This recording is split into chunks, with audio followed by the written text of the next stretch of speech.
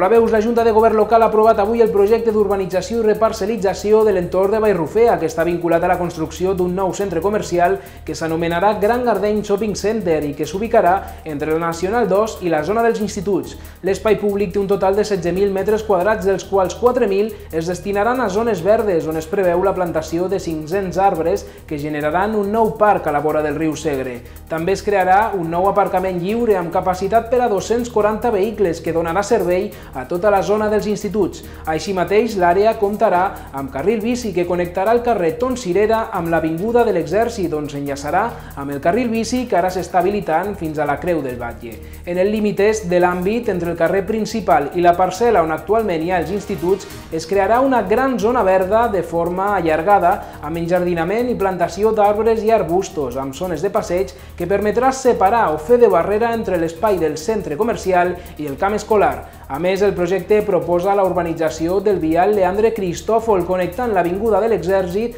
amb el camí de Rufea i el carrer de Tonsirera a través d'una rotonda. El projecte compta amb una inversió d'1,8 milions d'euros que correrà a càrrec dels promotors del centre comercial, que ja compten amb totes les autoritzacions tant de la Paeria com de la Generalitat.